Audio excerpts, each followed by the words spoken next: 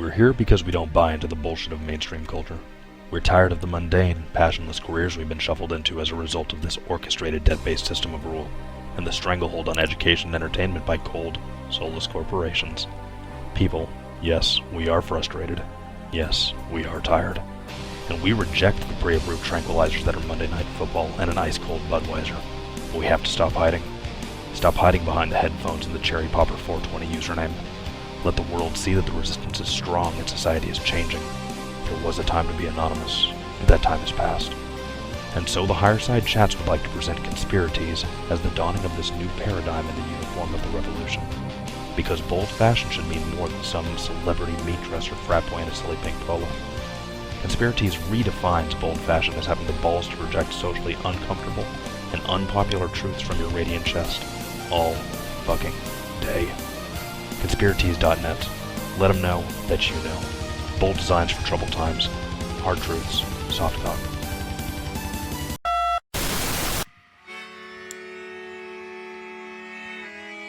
In the 1930s, President Franklin Delano Roosevelt addressed the nation through a series of radio broadcasts known as the Fireside Chats.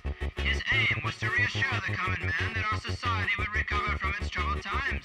But we're far from 1930, and I deal with a different kind of fire. For a new era of worldly frustration, we offer a fresh conversation. I'm Greg Carlwood, and these are the Higherside Chats.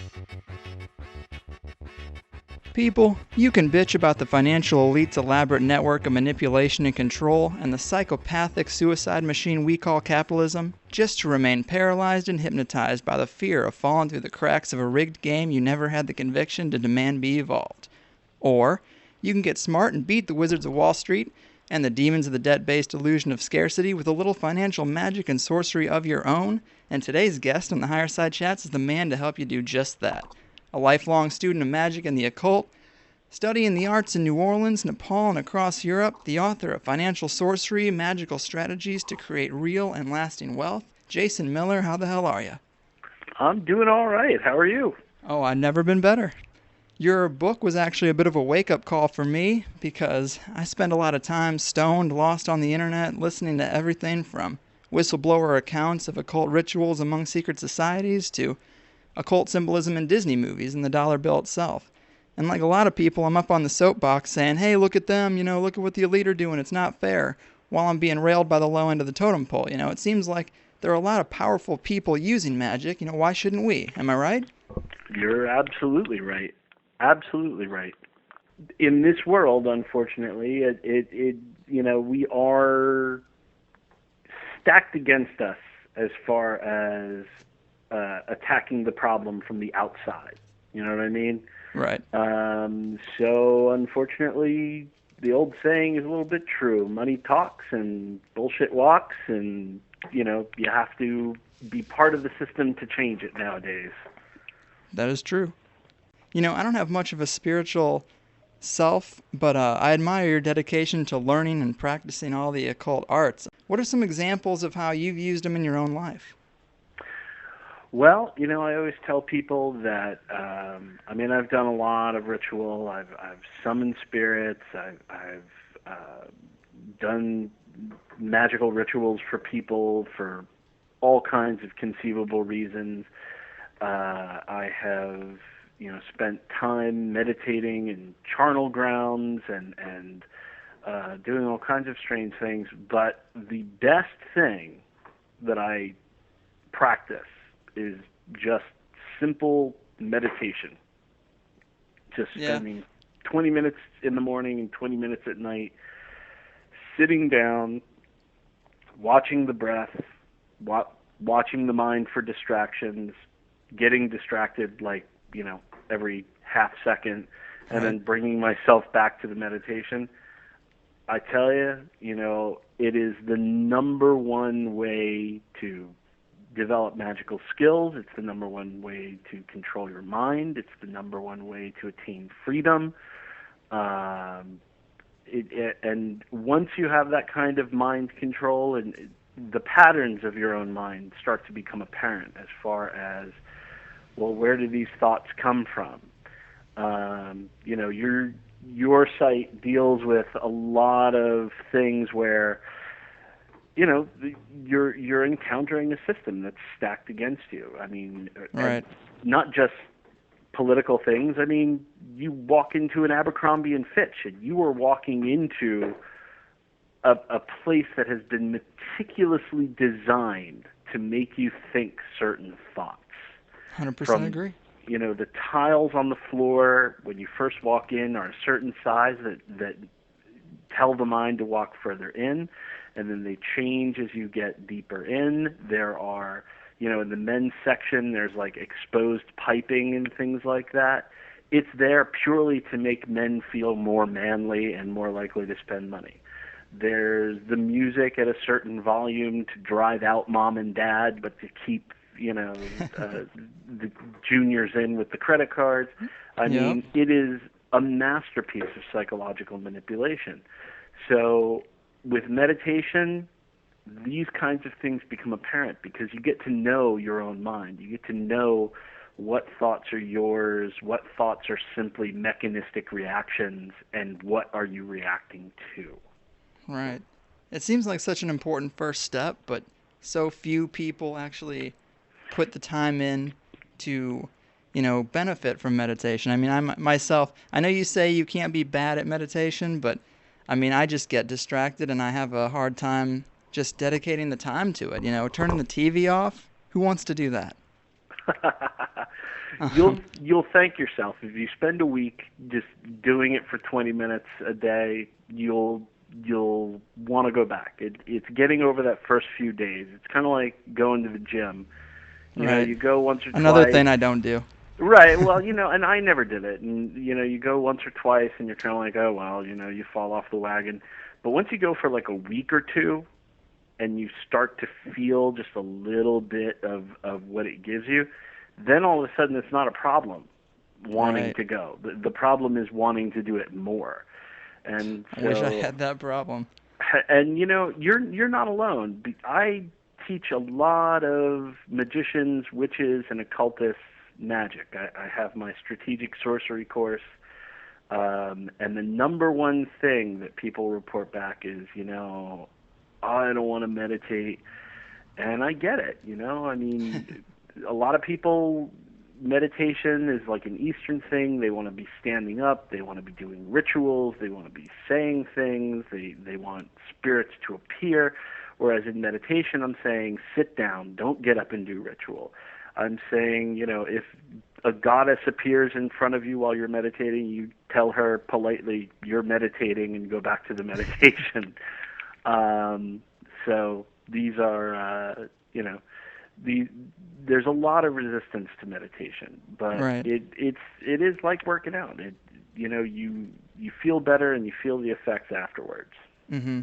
Well, you know, I am a big fan of the stories surrounding the abilities of Buddhist monks in the Himalayas because it's sort of mysterious and there's a lot of unverifiable and outrageous stories.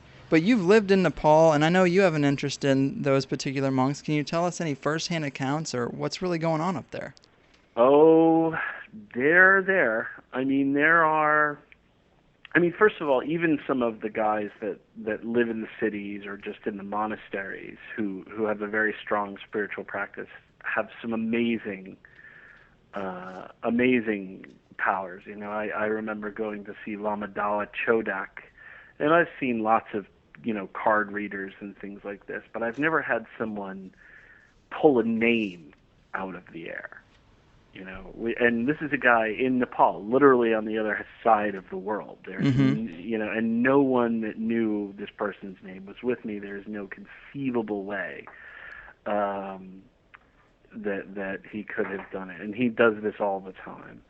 Really? And then, you know, then there are the guys that are up in the caves that are living in retreats, and these are the people where the really amazing things happen. And that's what I'm hearing. You know, there are some things that I don't even like to talk about because they just sound hokey when they're coming secondhand. But that's the real stuff of wizards up there. You know, they're putting the time in and they're getting the result in accordance with that time.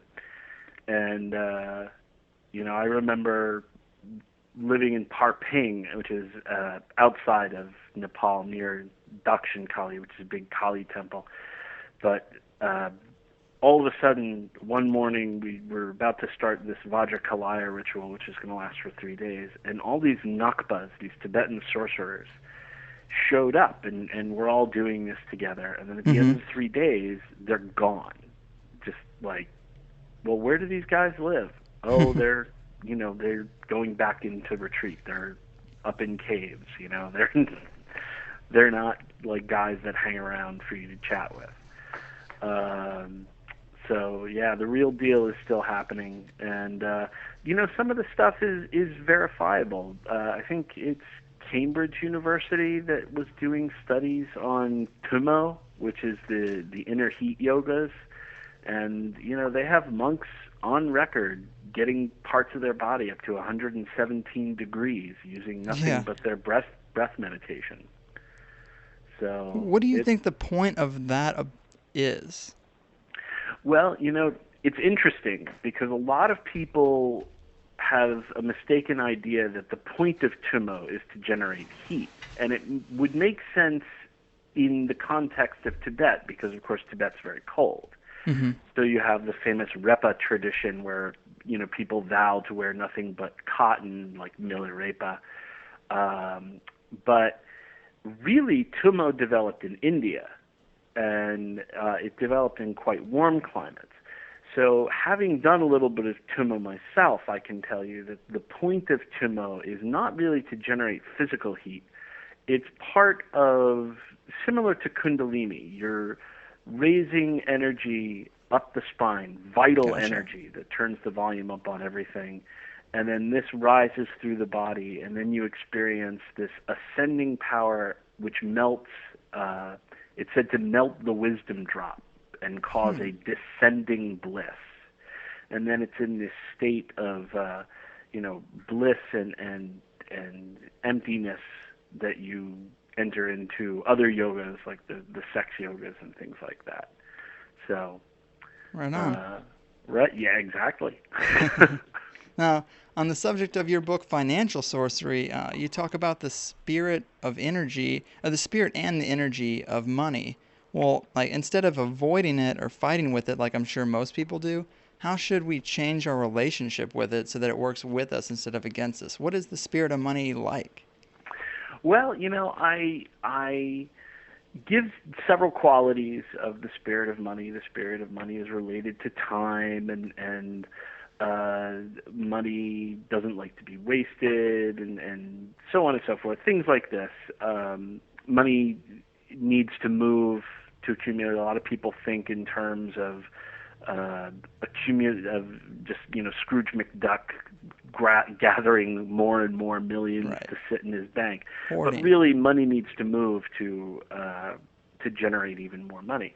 So there are things like that. But our relationship with money, we have to have a positive relationship with money, and it can be hard. Because we look around and we see people with money behaving reprehensibly. And it's hard to look at that and not see, that's something I want no part of. It's just, evil.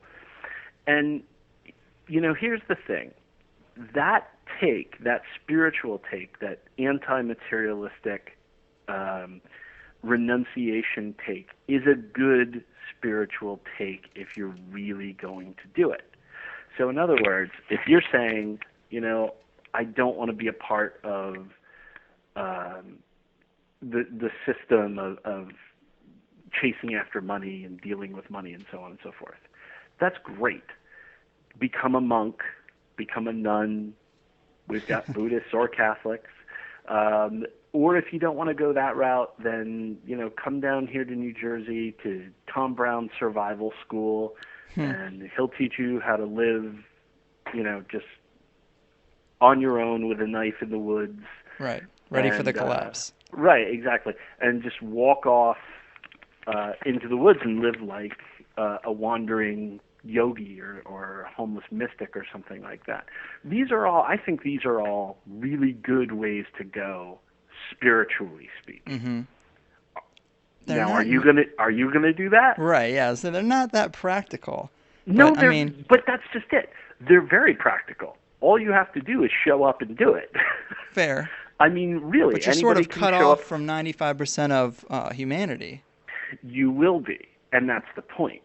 Is Mm-hmm. that you can't have what I call barista spirituality, and this is what I had in the 1990s. You know, when 20-somethings, us Generation X people, were all quote unquote slackers in the 90s.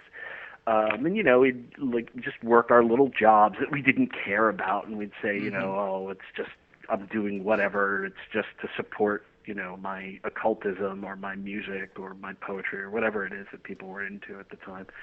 And you know, but ultimately, you're still working 40 hours a week. Right. And I mean, you still need money for this, that, and the other thing. And what happens is, as you get just not even much older, just a little bit older, you know, the sort of bohemian trip starts to get a little old, and you start to maybe think about, well, if it's old now, what's it going to be like when I'm 70? I know, And, that's that's the real killer. Right, and then, geez, people are living into their hundreds. So when I'm 70, you know, and ostensibly retired, I still might have another 30 years. I know.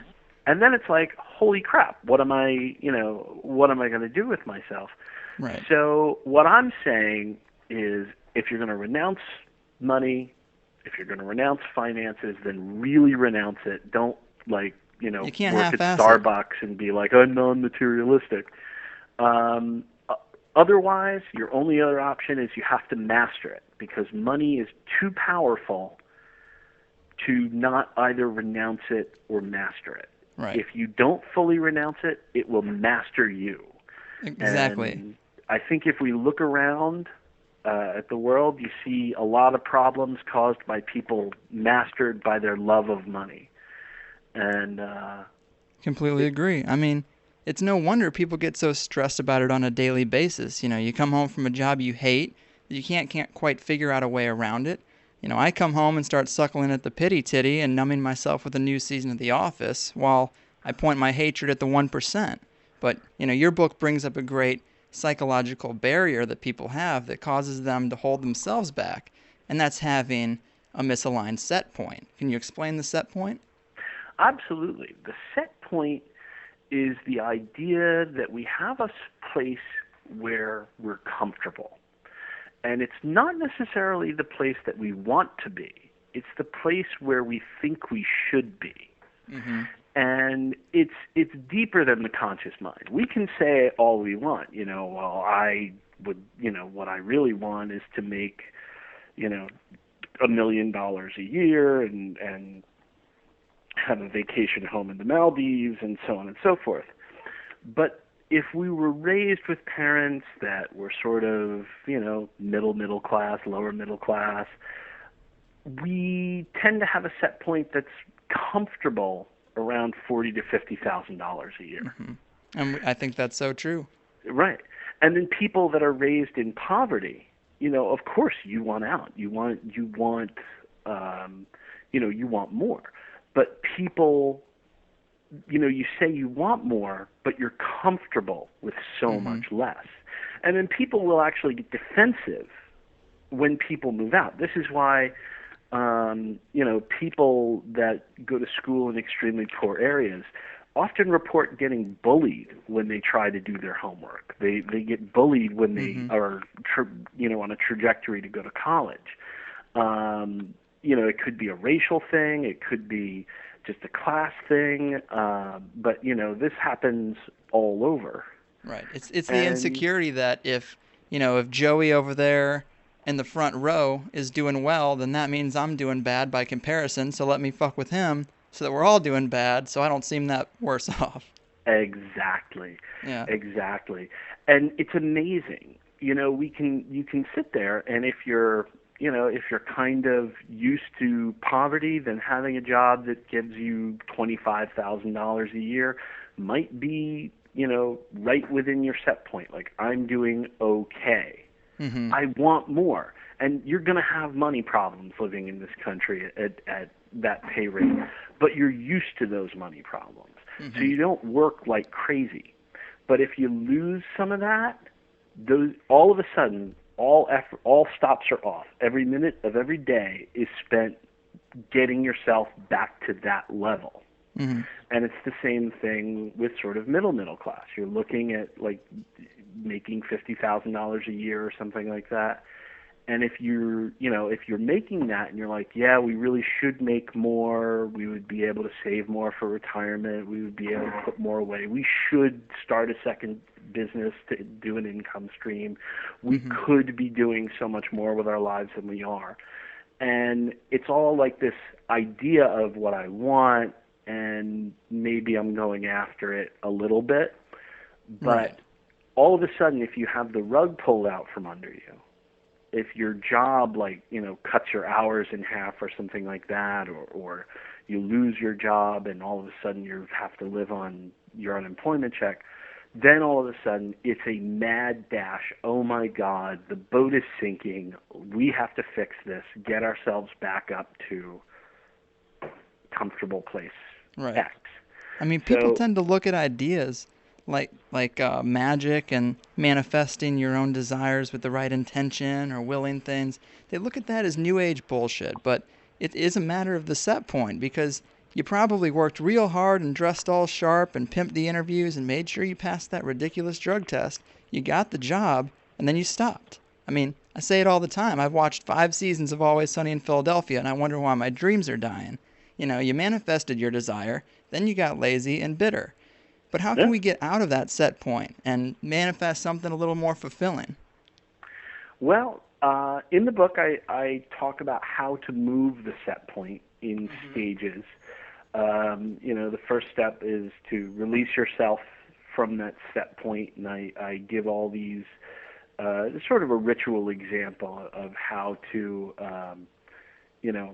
free yourself from that old thinking. And then the next is to prepare to have that set point moved. So you start talking with people that already have their set point where you want to have yours. Mm-hmm. You start associating with those people. And you literally start mimicking some things. You dressing like they dress, doing like they do, talking like they talk.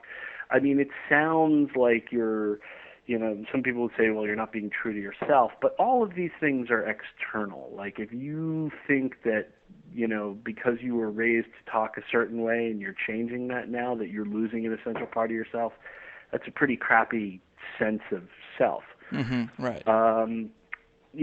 So you transform yourself into what you want to become, and then you ritually seal that. And then you have to seal it again by actually achieving something at that level. So, my example, my saint for this is Archibald Leach. Do you know who Archibald Leach is? No, but I like the name.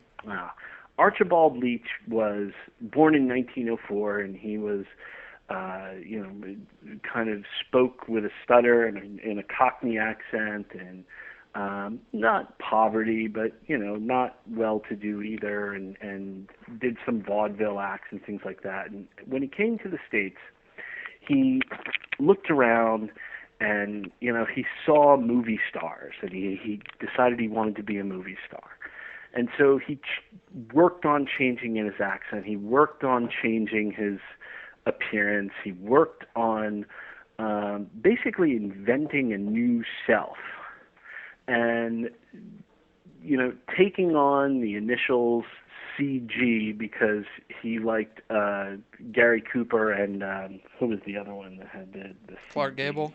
Yes, Who Clark didn't Gable. like Clark Gable? He decided to reinvent himself as Cary Grant. Oh. And so Archibald Leach transforms himself into Cary Grant. And he even, some people think of them as jokes, but people that are really hip to what he was doing can see that he was sort of enforcing it through a magical act in his movies. For instance, in Our Girl Friday, there's a point where he's arguing with the mayor, and he's like, "You can't tell me to do that. The only man who told me I couldn't do that is Archibald Leach, and I slit his throat ear to ear." So he talks about killing his own old persona. Wow. In Absinthe and Old Lace, you see where my head's at. Arsenic and Old Lace, he's walking through a graveyard talking with his girlfriend, and one of the gravestones that he walks on is Archibald Leach. So, he keeps reinforcing this idea. And of course, Cary Grant also famously experimented heavily with LSD and so on. So. Some of the most fascinating people have experimented with LSD. I can't say that I have, but I definitely look up to a lot of people who blow my mind regularly who have. Well, it's a thing that people have done. It's one of those things that people do. It works for some, and it wreaks havoc for others. That is definitely true. No mistake. Some of them live on my block. They don't have an address, but they live on my block. But for someone who's, we talked about a little bit about kind of practical things, but for someone who's new to magic and kind of wants to test the waters and see what it brings into their life, what would you recommend as an easy spell or practice that's most likely to yield some type of personal validation to the power of sorcery? A good one to just start off with that's really easy, that doesn't get you, involved in any kind of real funky spiritual powers, would be a lodestone spell. So you can go to your local botanica and get a lodestone, or you can order one online. Just Google lodestone and get one from any number of different retailers. And it should be, a fairly large lodestone, not tremendous, but you need large lodestone, and then you need lodestone food. Lodestone food is just iron shavings. Okay. So what you then want to do is you want to fill out a petition, and this is simply a paper. And you can make this out. You can, if you're a religious person, you can make it out to God. You can make it out to the goddess. You can make it out to, whatever powers that you feel are there. If not, you can make it out to the universe, to the powers of Earth. Whatever your bag is. If you're an atheist, you can just make it out and, just say I'm writing this letter to the universe.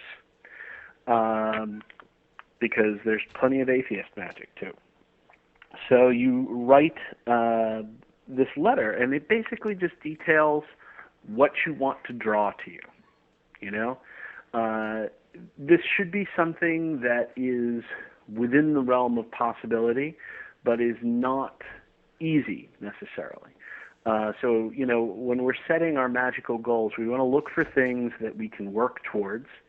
We want to look for things that are not so improbable that it may as well be impossible. And unfortunately, winning Mega Millions really does fall into this category.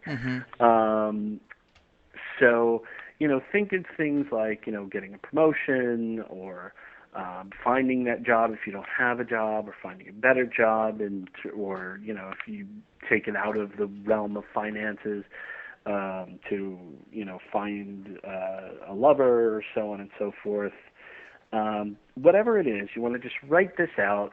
It's my desire to possess blah blah blah blah blah, or to attain blah blah blah blah blah, for my side business making T-shirts to double my sales in the next quarter, and you write this petition out and you fold it towards you because you're drawing something towards you, and then just place it on a plate, and then place the lodestone on top of it. And then every day you sprinkle a little bit of the iron filings on it. This is the lodestone food. And you just say, as I feed you, you feed me, or, as I make this offering to you, please offer me what the fulfillment of my requests. and you'll see, you'll start to see things start to fall into place for the things on that petition to happen and Really? to fall into place. Absolutely. Now, what's the mechanism there? Why iron? Well, a lodestone is a magnetic stone. So a lodestone is a natural stone that at some point has been hit with lightning and it's been magnetized. And so the iron will actually stick to the lodestone, and it'll actually look like little hairs by the time you're done with it. So you'll have this sort of metallic chia pet looking thing after a few weeks. That's interesting. I mean, and it's tough to know. I mean, because so few people even pay attention to their desires and goals once they reach that comfortable set point right there in the lower middle. So it's hard to know if it's just paying attention in general is helping you to manifest it, or if it's the ritual. I mean, in the end, it really doesn't matter if you're getting what you desire. But I think, maybe the ritual just helps you to pay attention on a daily basis and kind of puts it in front of you in a physical form. But that's an interesting thing to try out. That it does. Probably going to try remember, it. this is not just about the lower middle. There are, I have clients, for instance, I have a lot of clients that contact me for help finding a job or help getting out of debt. But I also have clients that, are already wealthy, and they're contacting me because they want magic to protect, assets that they have, set up. They've decided to put a certain amount of their assets into pure gold that they're going to store in a storehouse in Chile. And they want, some kind of spell to make sure that gold doesn't disappear on them.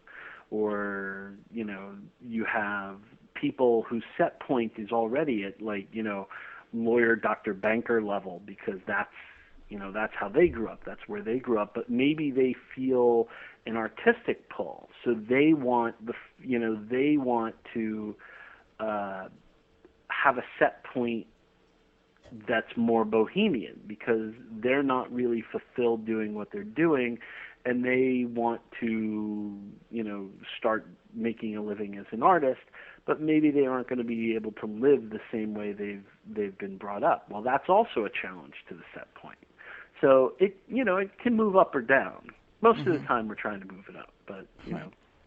Well, I mean, I'll be honest with you. The only way that I've ever tried to test the power of magic or a talisman or, my focused intentions, the only time I've ever tested it is at the blackjack table, and I've had no conclusive results, but tell me why that's a bad test.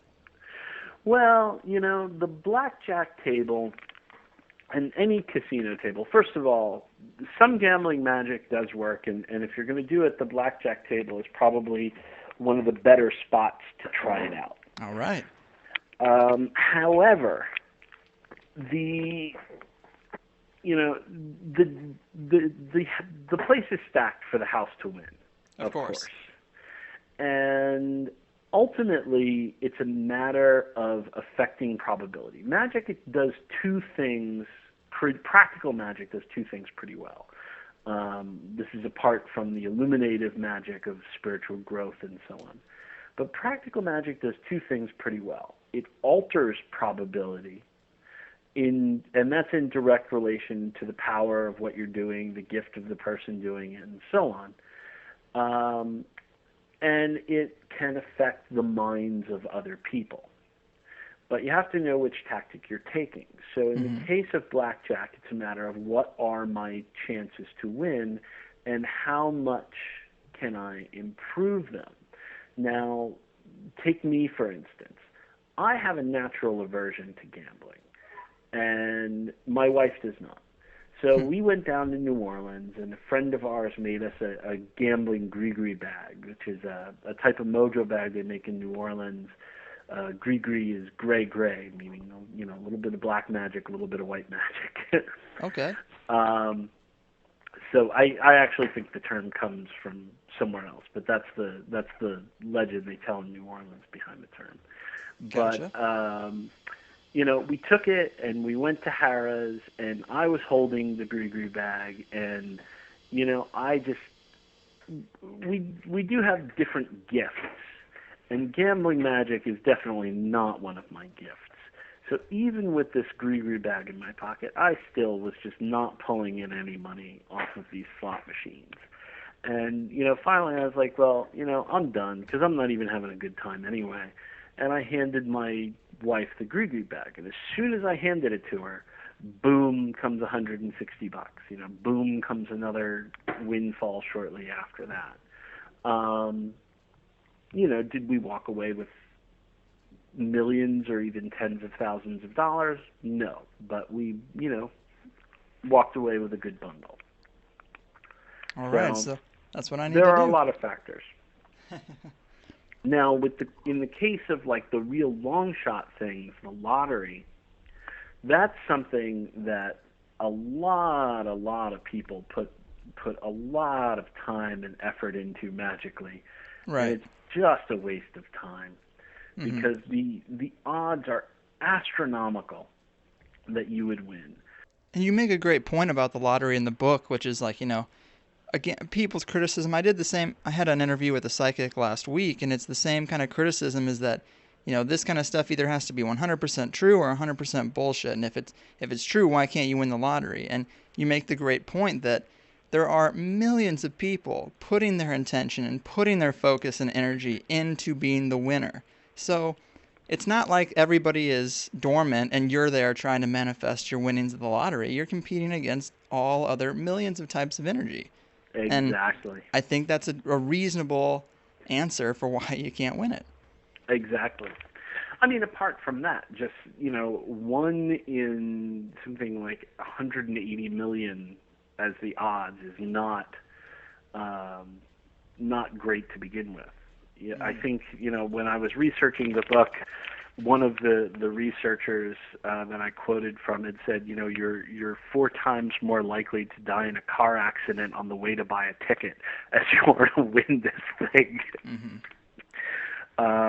So, yeah, if you can reduce your chances by 99%, that's still a terrible odds, know? So... Well, tell me about the idea of, there's a good chunk of the book's about offerings. How do you build a relationship with the universe? And how do you give offerings? Well, there are a lot of traditions where offerings of light, of incense, of food, and so on are a given. And if you're from those traditions, then, obviously you already know how to make offerings, and you can extend them out into other areas beyond that. But for the normal person in, sort of Protestant America that's not really used to offerings and things like that, I tell people to start with either incense or light, or even just rubbing the hands together and offering the warmth, holding them out on as if you're offering a plate, and then let the warmth sort of drain from your palms. But, the idea behind it is fairly simple. If you think of just people and your interactions with people, you and I have never met before tonight. So right. If after the phone call was over, you were like, "Hey, dude, can you loan me $100?" I'd probably say no, because we've never met. We have nothing other than this interview and some common interests between us. If you asked a coworker, maybe they'd say yes, maybe they'd say no, because you have some history there. You have a shared history. Maybe you've bought her lunch at times in the past and she's reciprocated, or, you've brought in donuts and so on and so forth. But this exchange of goods and services, it doesn't have to be things, it could just be favors.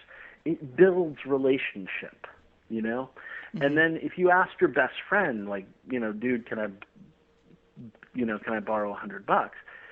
If your best friend is like my best friend, he would be just whip out $100 and say like, yeah, here, man, is everything all right? Do you need more money? Is this going to cover you?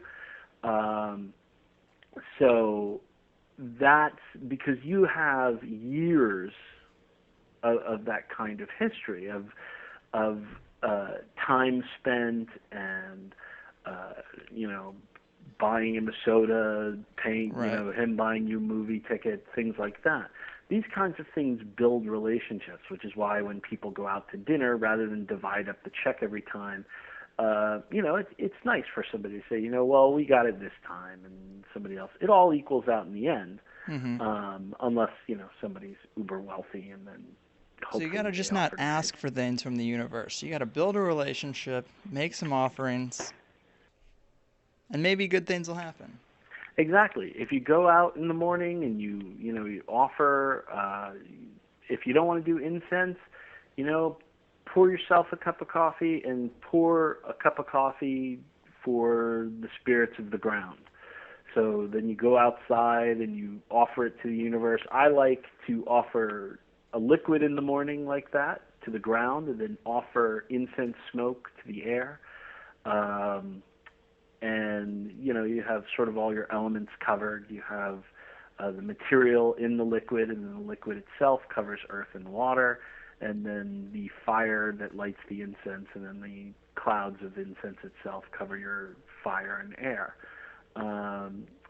So this is a good way to make offerings, and you address the beings of your locale. You address the beings of the Jupiter. entire universe. Jupiter, if you want to get involved in the sort of planetary magic that I adhere to in the book. But yeah, that's how offerings work essentially. And then of course they can get more particular based on what you're doing and whom you're doing Right. it to. One thing you mentioned that was pretty curious to me that I thought was a little weird is that sex can be used as an offering. How does that look as opposed to just regular sex? Well, this would be something you wouldn't do to local beings that live in the backyard or something like that. But this would be an offering to the divine, the energy from the sex act. You offer it up. You dedicate it. In the way that a book's dedication is an offering to someone. Offerings aren't always material. Acts can be material, or acts can be offerings. So in this case, you're offering up, this act, the merit accumulated by this act, the energy accumulated by this act. You're offering it up to gods, goddesses, the powers that be. That's one of them. I think I said, use this mindfully and skillfully. Right, that's some advanced level. Yeah, that's one of the more advanced ones. Well, I really believe that the reality is that most big companies look at customers, employees, and people all the same, which is constantly shower them with empty kindness and shallow praise while trying to give them the shittiest deal possible. So to me, entrepreneurship is really the only way to go, but it is scary. What magic would be helpful for somebody like me? Well, there are a number of things. In the book, you had mentioned Jupiter, and in the book, of course, I give the glyphs of Jupiter, the set of 16 sigils that's specifically channeled to help in financial magic. So there is a money drawing glyph that you might use to attract capital. Now, you might not be going to a bank for a loan, but you might decide to do something on Kickstarter or something like that to get a project going and accumulate money that way. Or to, do it even more grassroots and just pass it around up on your website. I remember when Randy Mulholland, the illustrator and author of the Something Positive web cartoon, people were complaining, oh, this is supposed to be every day. It's not every day. And he said, well, guys, pony up or shut up. I currently make $35,000 a year. And if you guys donate $35,000, I will quit my job and do this cartoon for the next year. And Right. that's exactly what happened. And then as far as I can tell, it just kept going on from there. And he was Wow. able to set up advertising and so on. But so you could use your money drawing sigil for that. Then you use your entrepreneurial sigil or glyph to help you navigate, some of the tricky waters. For instance, if you have a day job, then how do you make the time to work on this entrepreneurial venture as a secondary income stream? And then when it gets big, how do you make the jump? This is a huge problem for people. Right. Things are set up to just do it with their own sweat equity, and then if it gets hopping, then all of a sudden they have no time and they still can't keep up with orders because they also have their day job. But maybe things are not quite good enough for you to just say, hey, I'm bailing on the day job entirely. The owner of Fubu, I can't remember his name now. Right. Clothing Shark company, Tank. Damon Johnson, I yeah, think is his name. Or exactly. Damon John? That's right. He Yeah, worked. Shark Tank, favorite show. That's right. He worked as a waiter at Red Lobster. And he would tell stories that, he was regularly having customers coming in wearing his clothes, because his company was that successful, but he was still, he's like, am I really going to quit this job? And Yeah. of course, everyone from the outside at this point was like, yeah, dude, quit that fucking job. Exactly. Oh, I'm sorry, I didn't mean to use that language, but you No, can beep use that it. out, I'm sure. But, yeah, man, quit that job. And of course, finally he did. But, most of our ventures are not going to take off as big as Fubu did. Right. So then it becomes an issue of how do I make that? You might run into issues with, taxes or operating under the table for time. So there's the protection from law. This is nothing shameful. This has a long American history. Sears and Roebuck was started off by the founder, Sears, peddling watches while he was working at the train station. So when people would come in and he would do his job on the platform, he would all of a sudden whip out a tray of, watches that fell off of a truck. And he would then pocket the money, and it was all done under the table. Van Heusen Clothing Company, fairly pricey shirts that you see all over outlet malls and things like that. Yeah, they started in a completely, under the table business with a street cart in Philadelphia. So, you might have that to help you with those issues. So Right. The glyphs, I would turn to the glyphs to make your entrepreneurial visions happen. Gotcha. And see, that's the point that I'm at, kind of, is that transition period from day job to, getting my life back. And it is a tough spot. But for someone who may be a little bit earlier on the path, you say that you mentioned finding your business by performing an invocation to draw an idea to you. But how does someone do that and interpret it correctly? Well, an invocation to draw your idea for you, we've been talking a little bit about Jupiter, but Mercury is the planet of intelligence and ideas and so on. And, invocations can essentially be like prayers. So you can go online and Google Orphic Hymn to Mercury. And on a Wednesday, which is the day of Mercury, and at sunrise, which is the hour of Mercury, on Wednesdays it is anyway, you get up and you say this Orphic hymn, and or just a generalized hymn to the powers of Mercury and intelligence, and you ask for an idea. Please send unto me, inspiration for my new business. And not just Mercury, but you can do it on Sunday. The powers of the sun also covers inspiration, and keep doing that kind of thing.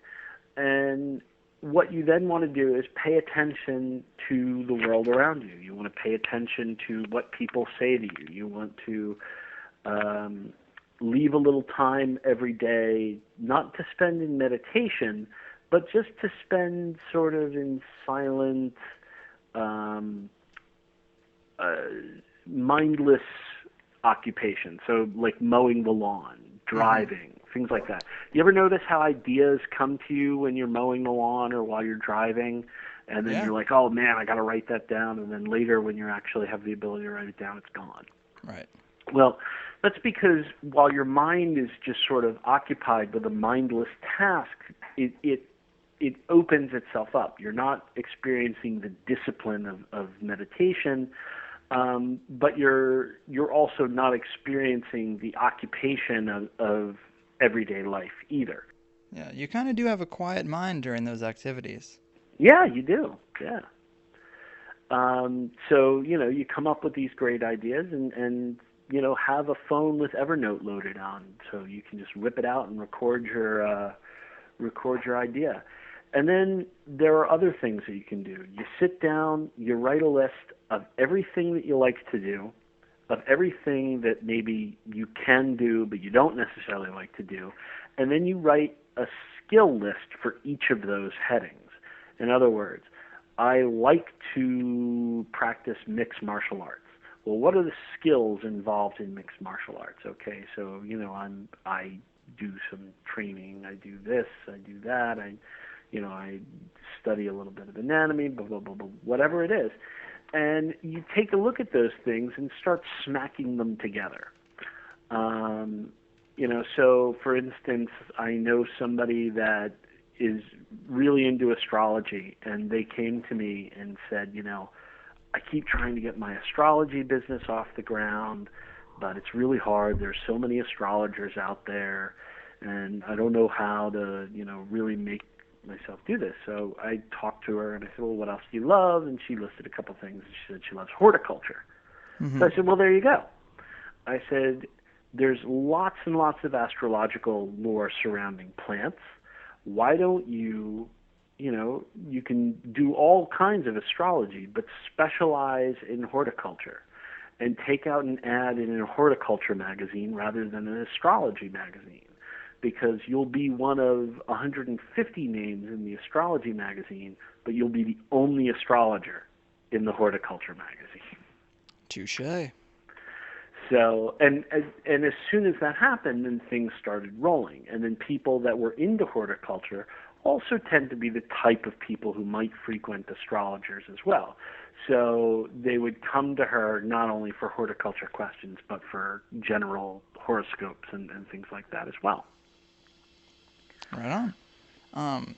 Got to find your angle. Right. Well, what would you say? You kind of touched on this, but what would you say to people? Because I think there's probably some of them out there who see this manipulative structure and their time and happiness that they're losing from their job. They decide to quit participating and just try to be happy with a hippie lifestyle without money. It does offer a lot of challenges, but I know some people trying to do that. What advice would you have for them? Think it through all the way. Right. It's tough to get back on the wagon. Well, yeah, it can be tough to get back on the wagon, but think it through all the way. And that's, I think, what people didn't do that came up in the 60s and the 70s and so on. And of course, the occult and the magical and the witchcraft community, has an overabundance of these sort of anti-materialist types. Whereas occultism used to be the provenance of, trust fund babies and the well-to-do. It flipped, and in the 50s it became sort of this very bohemian thing to do. So it's tied in with this sort of hippie anti-materialist philosophy that it doesn't necessarily need to be. But think about, I would just say, well, okay, how are you really being outside the system. Are you just saying that? Right. Are you outside of it, or are you just not participating and relying on the people who are participating, who will put in an extra 5 hours a week to give Right. you a little piece of their pie? Right. Are you, are you not participating by like sleeping on people's couches and because, that's going to get old. Think in terms of your life overall. If you are spending your 20s sort of doing the hippie trip, which is a great time to do the hippie trip, well, then, you might just realize that you might find yourself wanting more later on, and it might be a little late to take on certain tasks, or more difficult to take on certain tasks as you get older. Or you might find yourself the 40-year-old guy working at the mall. That's a sad reality for some. I mean, you said it best in that money is too powerful to just ignore. You're gonna have to deal with it. So why don't you practice mastery of it rather than just being subservient to it or trying to live without it when you really can't? Right. One of the best ways for people that don't want to be, they don't want to be trapped in the system, they don't want to be trapped in the rat race, that kind of thing. Public service. It's a crazy thought because you're working for the government. I mean, that is the system by definition. Right. Except, where else are you going to get that job security?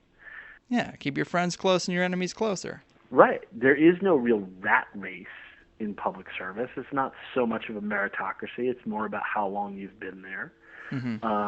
You are, you have to really, really, really screw up to get fired. You are probably going to get more time off than at almost any private company that you work for. So you'll be starting off with, many more weeks of vacation, many more sick.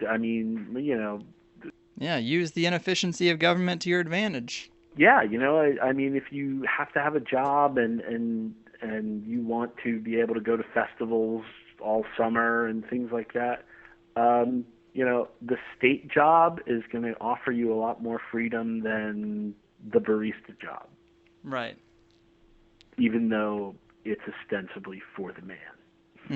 Well, another thing is that it seems like magic and spirituality, they have a prominent place in almost every society but ours. Occult symbolism is in the shadows of our most successful corporations and institutions. It's right in the logos of a lot of them.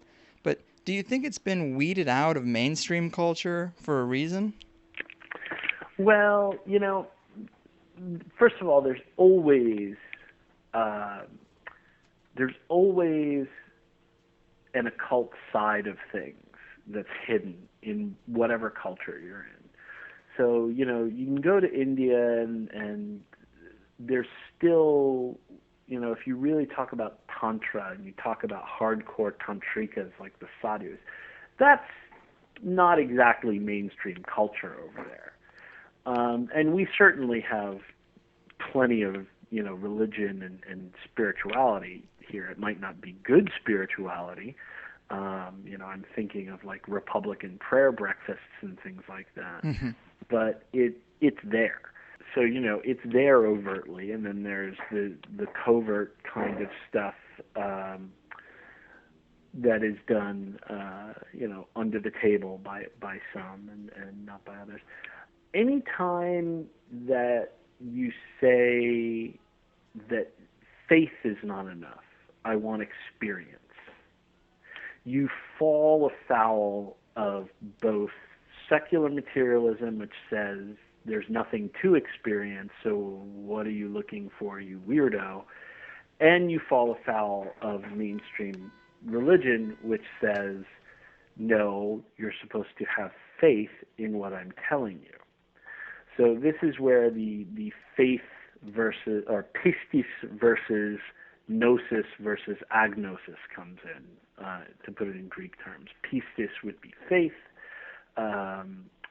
gnosis would be knowledge, and agnosis technically would be ignorance, but it would be, the acceptance of not being able to know. So we could look at mainstream religion as being a representative of pistis. We could look at secular materialists as being representative of agnosis, and then we would look at mystics as being representative of the viewpoint of gnosis. Mm-hmm. There seems to be finally some global outrage over the unfairness of the monetary system in general, and a desire for change, but also an ignorance about what to fight for. And there's a bit of a media blackout over what's happened in Iceland, but I've heard you talk about it before. Can you kind of clarify what's going on over there? Well, this is... Iceland was one of the first countries to fall, so to speak, in 2008. Their economy... it's not even pretty much. I mean, their economy collapsed. And because, as Forbes magazine put it, they were a hedge fund that issued passports. Right. They were so deeply involved with the banking system, the shadow banking system, and derivatives markets that when it crashed, their country is small enough and their economy was so deeply invested in it that it just went belly up overnight. And of course, we started to follow down that road, and lots of Europe started to follow down that road a little later. But what Iceland did was, rather than protect the people that did it, rather than protect the shadow banking system, which just sounds like something that, should be the antagonist in a James Bond movie. Exactly. Rather than something that, actually exists and is supposed to be okay. They started arresting bankers. And they started telling the world, well, the continent would say, well, you owe our banks, blah, blah, blah, blah, blah. And they say, no, we don't. They're like, no, we don't, because, you essentially fraudulently got us involved in these kinds of things with that, no one had any way of knowing how mismanaged you were making them and so on. They basically just refused to accept that they owed this money. Right on. And, they're a nation. And when you're a nation, you can do things that maybe the individual debtor can't do. And lo and behold, their economy is recovering twice as fast as any other European economy. Yeah, that seems to be the fact. There's a lot of fear, and we're pumped a lot of fear about, we can't let these banks fail. They're too big. Everything's going to suck if they fail. We're never going to get out of this mess. But, that's just the people who are scared for themselves telling us, like, hey, you need us, I promise. I swear you need us. You've always had us. You need us now. Don't get rid of us. And here we are. We don't. But, yeah, sometimes I hope, no, I don't want to say I hope for a collapse, but that's really, things got to get a lot worse before they're going to get better. Well, sadly, I think you're right. It is but, what it is. You asked about secondary businesses. Now is a good time to go, open up the first bagel shop in Reykjavik. So, amen. Well, that about does it, Jason. Thanks for getting deep with me about this. I really recommend Financial Sorcery for anyone who's interested in putting some of this into practice. Where can people keep up with you, and what's your next project? What are you working on? Well, I am working on a book. This might just be a chapbook called Extreme Financial Sorcery. Wow. And everything in the book is it uses sorcery, so it's not mainstream by definition. But the things that I try to get people to do are more or less normal. Get out of debt, find a job, start a business, be successful, save for retirement, so on and so forth. Not really earth-shattering things in there, as far as, the steps that you take. So in extreme financial sorcery, I apply sorcery to sort of more extreme ways of dealing with that. So if you're in a lot of debt, perhaps it's time to just take a year and make it the worst year of your life. To couch surf and, rent free, or, live at parents' house again, or something like that. Work 2 jobs, never go out, never see anybody, just work for a year, and then you wind up with, $40,000, $50,000 bulk at the end of the year that you can pay your debts with. Or say doing something, if you're on the other end of the financial spectrum, things like, the 5 flags theory, protecting against economic and other types of catastrophic collapse at home, how to get a second passport, how to establish banking in other countries, and so on and so forth, stuff like that. There you go. The Romney stuff. Yeah, exactly. Radical. So that kind of thing I'm working on. I'm also working on my second course, which I'm very, very, very late with lessons on right now. But thankfully, I start off courses with some of my more experienced students that are a little patient. So it's the Strategic Self course. I have already 400 and some odd people in the Strategic Sorcery course, and that's always going strong with, cycles starting every quarter. So now I have my Strategic Self course that I'm working on, which is a course that focuses on self-transformation. Nice. And what is your website? The website is inominandum.com. That is INOMINANDUM, but you can just Google Strategic Sorcery and you'll find me. I was going to say, that's a bit of a branding challenge. Yeah, I'm working on that now. Well, there you have it, people. The very magical Jason Miller. Stop using your will and intention to maintain the status quo and start thinking about how to make money your bitch instead of whoring your life at some corporate job for a few fleeting glimpses of greenbacks. Any last words for the young Padawans of the Higherside chats? No, I want to leave them with your words. That was a great a great way to end the interview. Don't be a slave to money. Make it your bitch. Boom, there it is. All right. Well, thanks again, Jason. Really appreciate it. Thank you. All right. Have a good one. You too. There's another show, people. Keep your pimp hands strong and your altars clean. Please support THC by picking up a t-shirt from conspiracies.net or voting for me in the Podcast Awards at podcastawards.com. I'm going for the general category because I don't seem to fit anywhere else. And who goes for general anyway? Exactly. That's my strategic sorcery right there. And it'd be nice to cast a vote this fall that actually matters, wouldn't it? So please help me out in those ways. If you like the show, playing us out today is Ray Tylor with a little Aladdin remix. The Plight of Aladdin is the name of the track. If you want to see a whole new world yourself, get some financial sorcery in your fucking life. Later, chatters.